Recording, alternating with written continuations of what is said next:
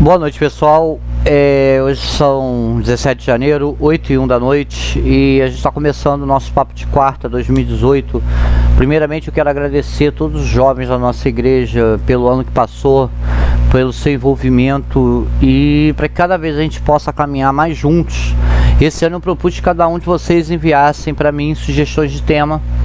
Alguns já enviaram, e para quem não enviou, dá uma ajuda aí pro tio. E desses que chegaram, uma sugestão me chamou a atenção: evidências da existência de Deus. Quando eu vi, eu pensei duas coisas. Primeiro, assim, teologia pura, que máximo, isso, legalzíssimo. E a segunda, assim, cara, tô lascado, porque é um tema difícil, muito difícil da gente tratar, mas não deveria. Não deveria ser um tema difícil de tratar para quem tem sobre si mesmo, sobre a sua vida, o nome de Cristo. E como esse ano o tema da igreja é uma igreja relevante, eu creio que a gente possa tratar desse tema, das evidências da existência de Deus, para que a gente possa ser mais relevante, não só dentro da nossa igreja, não só dentro da nossa comunidade, mas dentro da nossa vida em sociedade. Por isso a gente vai começar por esse tema, como a gente sempre começa, orando. Senhor, obrigado pelo teu amor, misericórdia e graça, obrigado por mais esse momento. Guarda nossas mentes e corações, possamos dedicar um tempo de qualidade a Ti. É o que peço e agradeço em nome de Jesus, amém.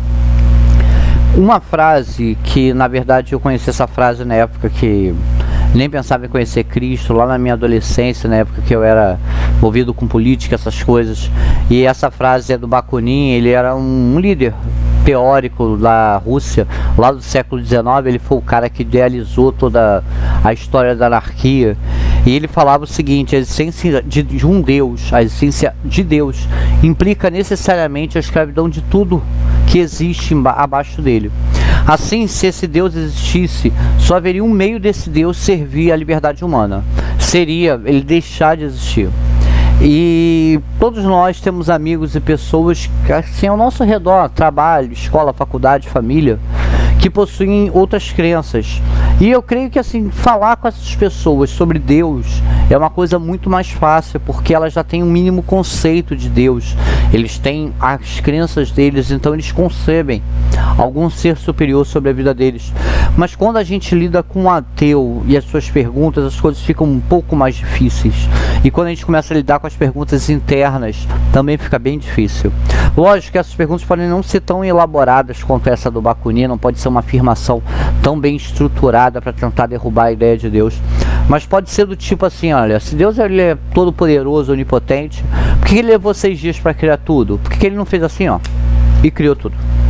Ou então assim, por que Deus não cura os amputados? Ele não quer ver essas pessoas andando?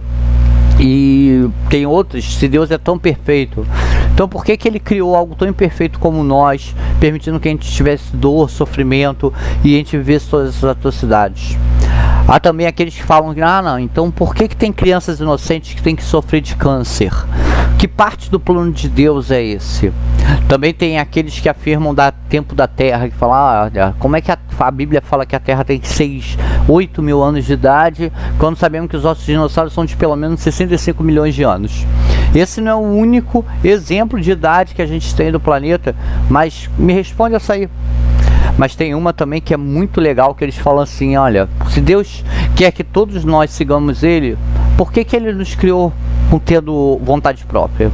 E aí se a gente responde: não, mas isso é o livre-arbítrio. Aí vai falar: então de que adianta a gente ter o livre-arbítrio se a intenção é que a gente não use? É mais ou menos dar uma bicicleta para uma criança esperando que ela não ande. Se ela andar de bicicleta, ela vai ser punida. Então eu já enfrentei várias dessas perguntas, eu acredito que vocês tenham enfrentado. Então por isso a gente vai abordar nas próximas semanas esse assunto, tanto na IBD quanto aqui no nosso Papo de Quarta, mostrando assim algumas posições pró, contra, assim o duelo que sempre existiu entre materialismo e Deus, os argumentos dos ateus, os contra-argumentos dos cristãos. E uma curiosidade: por que dos cristãos, né?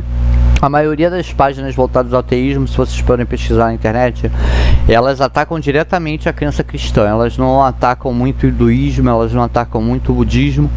Na verdade, Cristo acaba sendo o maior alvo dessas páginas.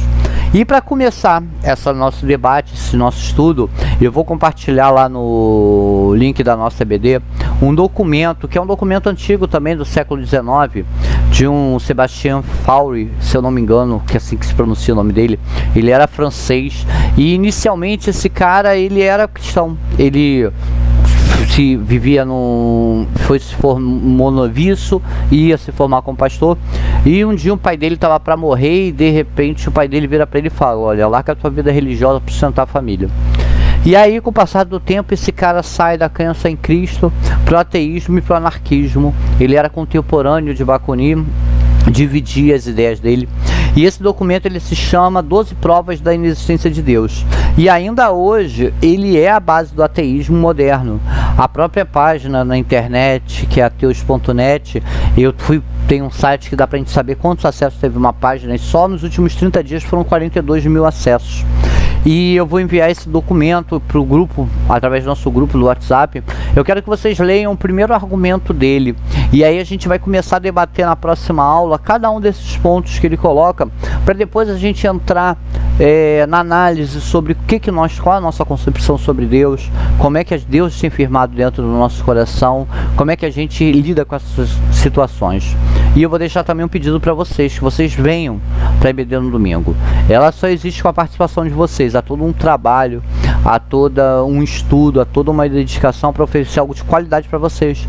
Mas se vocês não estiverem lá, a gente não tem como fazer isso. Então fica aqui os meus dois convites. Primeiro, se você ainda não enviou a sugestão, envia para mim pessoalmente para o meu zap, me dá sugestão das pautas, dos assuntos que você quer tratar, e domingo vem cá com a gente, vamos conversar, vamos debater, vamos ver as evidências da existência de Deus na minha vida e na sua vida. Valeu, que Deus nos abençoe, até domingo, valeu.